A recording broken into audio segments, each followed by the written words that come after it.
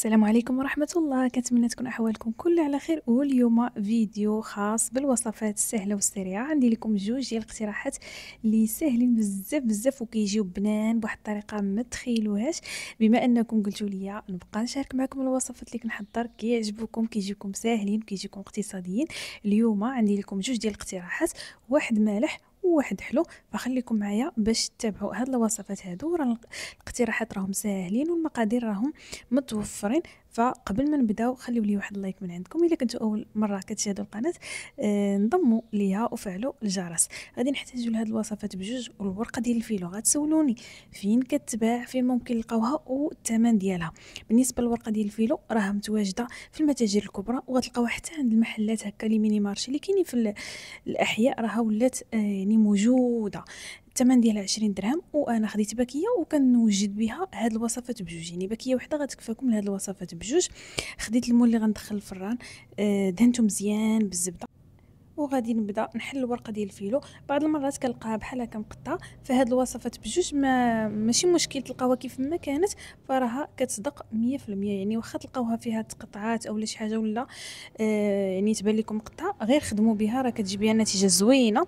صافي غادي نبدا مستمره. هنايا راني ذوبت الزبده وخلطها مع شويه ديال الزيت، وكنبدا كندهن الوريقات وكنلفهم بهذه الطريقه هذه اللي كتشوفوا معايا بطريقه عشوائيه، وكنوضعهم بالطول هكا في هذا المول هذا. اللي عندكم نفس هذا القياس ممكن حتى ديروها في مول دائري، كتبقاو كديروا هاد الوريقات هادو في الجناب وانتم كدوروا.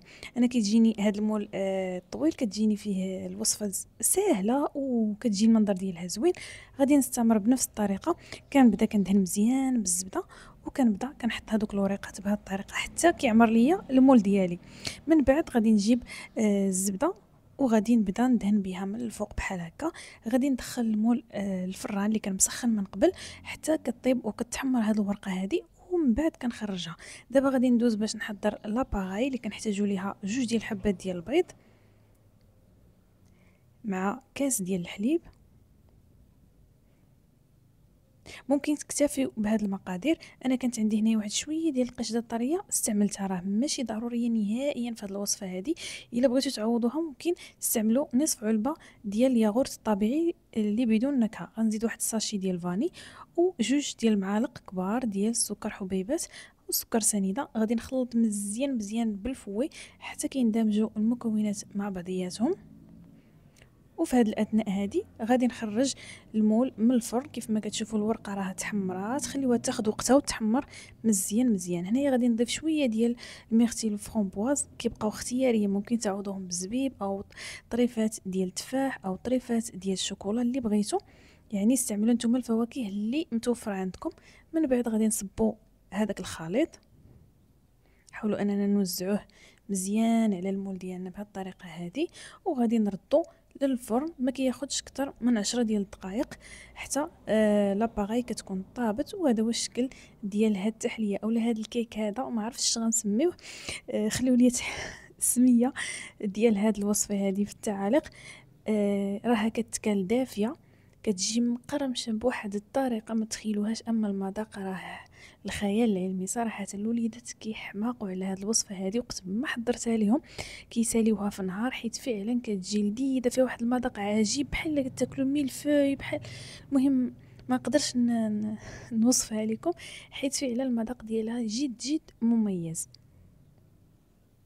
غير هو من الافضل انه تكال دافيه، فراه كتجي لذيذه. ممكن انكم دردروا عليها سكر كلاصي من الفوق الا بغيتو.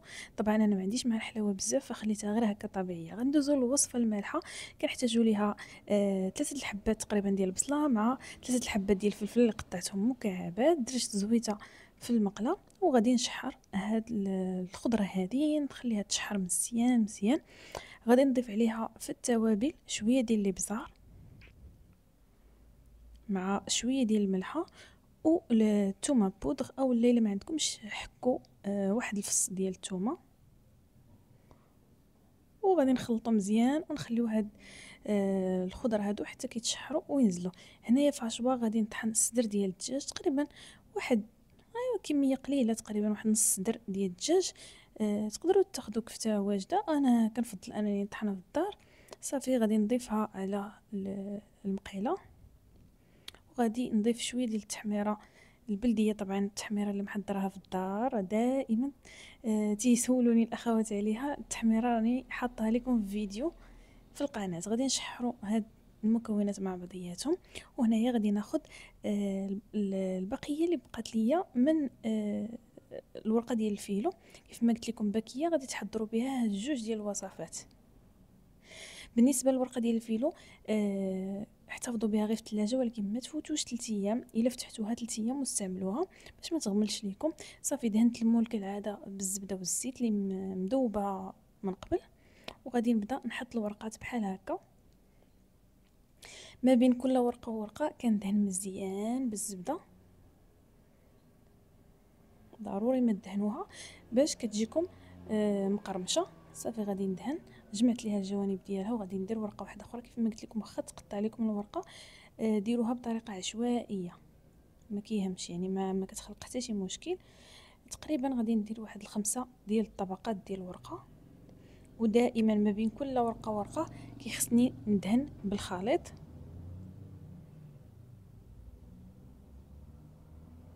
غادي نزيد الورقه الثالثه حتى نوصل لثلاثه خمسه ديال الطبقات، وغادي نحبس.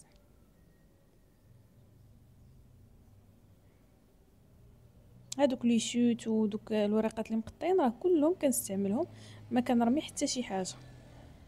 الا وصلتي حتى لهنايا وباقي ما درتيش ليا اللايك، اشنو كتسناي؟ ضغطي عليه دابا وانضمي للقناه ديال مرسول الطبخ، القناه اللي غنيه بالوصفات وبالحيل والتدابير المنزليه. هنايا غادي نصب نصف الكميه ديال الحشوه، نقادها مزيان، ومن بعد غادي نزيد طبقه ثانيه ديال الورقه. بنفس الطريقه كندير 5 ديال الورقات بحال هذا الشكل. دائما كندهن بيناتهم بالخليط ديال الزبده والزيت.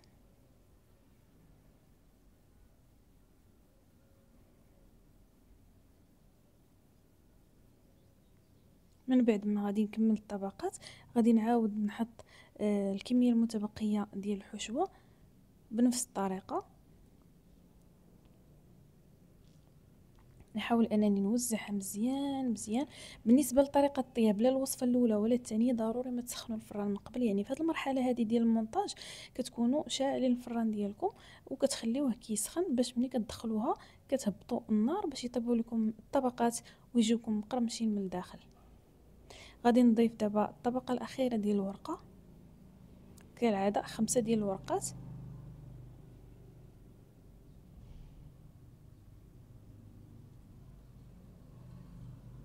من بعد مني كنكمل كندهن ليه الوجه ديالو بهذا الشكل هذا، دائما بالخليط ديال الزبده والزيت. وكنحاول انني نقطع بالموس هكا على حسب لي مورسو اللي بغيتو، يعني القياس اللي بغيتو طريفات كبار اولا صغار.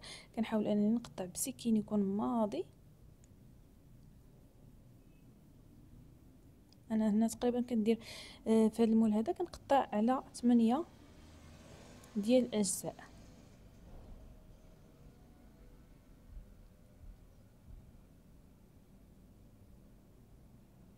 غادي ندوز باش نحضر لاباغي اللي كنحتاجو فيها حبه وحده ديال البيض مع كاس ديال الحليب، شويه ديال الملح وشويه ديال الثومه بودغ. انا غير ما تصوروش ليا كنضيفوهم، ممكن تزيدوا حتى الاعشاب والنسيمه الا بغيتو طبعا. وغادي نخوي الخليط فوق من المكونات الاخرى. صافي وغادي ندخل المول ديالي للفران. راه ما كتاخذش اكثر من نص ساعه على نار تكون متوسطه. كنشعلها في الاول من التحت حتى كتبان لي يعني طابت من التحت وتحمرت، وكنهبطها كتحمر غير شويه من الفوق. ما كتاخذش اكثر من هذا الوقت هذا اللي قلت لكم. غنحاول نوزع ديك لاباغي مزيان، وهذا هو الشكل ديال الوصفه الثانيه. من بعد ما طابت وتحمرات رافقتها هنايا مع شليضه بسيطه ديال الخضر، كتجي لذيذه بزاف. هاد الوصفه هذه كتجي مقرمشه ومشبعه، وشي حاجه اللي ما فيهاش بزاف ديال التعب صراحه، ومختلفه. كتوجدوها للغودي او للعشاء.